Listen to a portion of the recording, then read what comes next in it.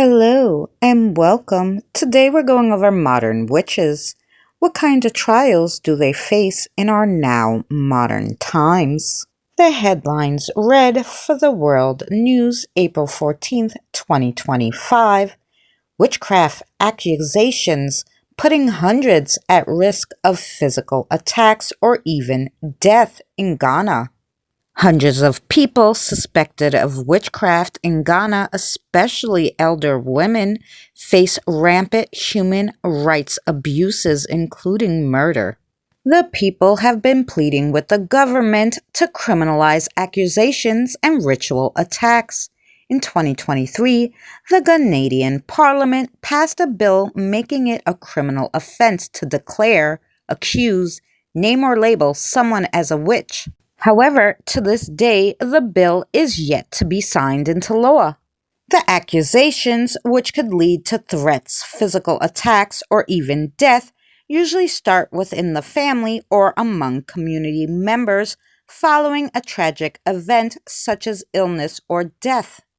Witchcraft is deeply rooted in many African countries and communities in sub-Saharan Africa. It has been especially relevant to Ghana's culture, beliefs, and lifestyles. It continues to shape lives daily, and with that, it has promoted tradition, fear, violence, and spiritual beliefs. The perceptions on witchcraft change from region to region within Ghana as well as in other countries in Africa. The commonality is not something to be taken lightly, and the word spreads fast if there are rumors surrounding civilians practicing it. The actions taken by local citizens and the government towards witchcraft and violence related to it has also varied within regions in Ghana. Traditional African religions have depicted the universe as a multitude of spirits that are able to be used for good or evil through religion. Witchcraft beliefs are deeply rooted in Ghanaian culture and can be traced back hundreds of years before colonial powers in the country were even present. Accusations against women and violence are common within the topic of witchcraft, many of them ending in murder and public killings. Witchcraft is observed through numerous lenses, varying from local Ghana to how the Western world views the subject and researches it, from the actions itself to its political undertones and actions surrounding the topic. As a result of accusations of witchcraft and magic, reports of women being lynched, burned, and beaten became common. Many women across Ghana live in constant fear of being accused and not being allowed an explanation. The existence of witch camps and government interventions have been some of the local and national responses to the violence resulting from accusations of witchcraft activity. What are witch camps? A witch camp is a place for women to seek refuge from being killed by local citizens and neighbors and can reach a sense of safety.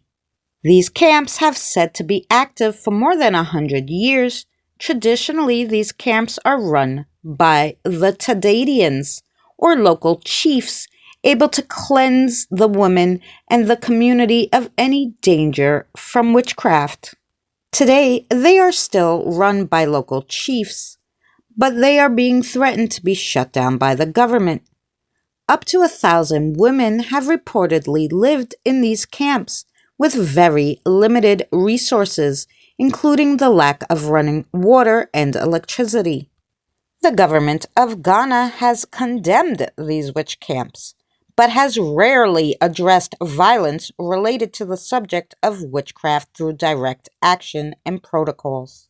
Witch hunting became outlawed in 1930, but revisions in 1932 allowed for voluntary participation to be available. Conflicts started to arise when village chiefs would imprison or fine people for their involvement with witchcraft, even after it was outlawed by the colonial rule. In modern times, the existence of a non-profit organization called Go Home serves accused women in reaching reconciliation with their village and reach peace with their neighbors and family members. In modern terms, a witch is typically a person, often a woman, who practices witchcraft, a form of magic or spiritual practice, often associated with nature and the occult.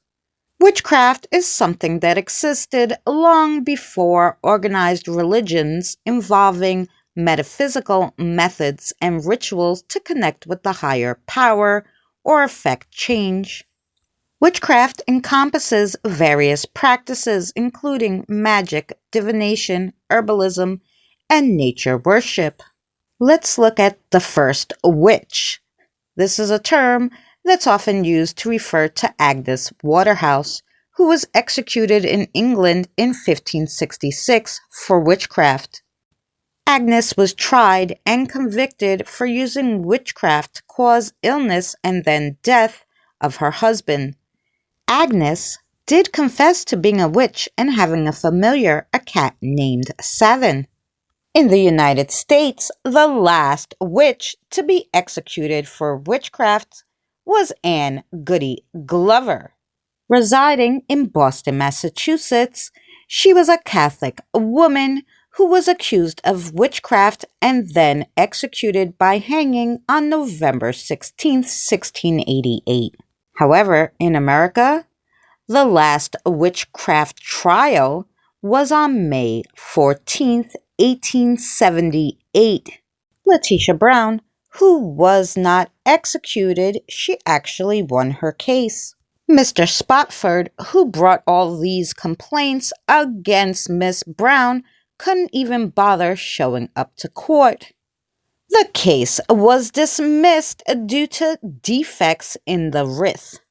Mr. Spotford's attorney tried to object, but the judge declared that it was not within the power of the court to control Mr. Spotford's mind. Myself being in the States in 1878 being so long ago, I can't personally fathom how they're still having witches executed to this day in other parts of the country. In the United States, there are no laws specifically outlining witchcraft as a practice or a belief. However, certain practices, such as fortune telling and related activities, are regulated at a local level. This is due to concerns about fraud and public safety. Religious practices, including some forms of witchcraft, are protected under the First Amendment's guarantee of freedom and religion. Although there have been some instances where religious practices, including some related to witchcraft, have been challenged in court. For example, in 2009, a Santeria practitioner in Texas sued the city, arguing that the ordinance against animal sacrifice violated his religious freedom. The court agreed, finding that the ordinance placed an undue burden on his religious practice. The practice of Wicca, a modern form of witchcraft, has been recognized as a religion protected by the First Amendment. A Pennsylvania woman is suing local law enforcement and local government, claiming that an 1861 law banning tarot reading for profit is unconstitutional, violating their free speech protections. The lawsuit was filed on August 19, 2024, on behalf of Beck Lawrence, owner of the Serpent Key Shop and Sanctuary.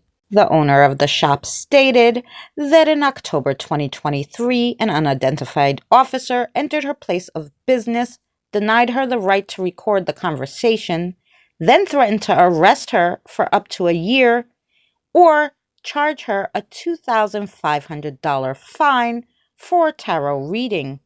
This case is still ongoing. Thank you so much for watching another spiritual learning video. If you're not subscribed, consider subscribing. And if you like this kind of content, check out our spiritual learning playlist for more.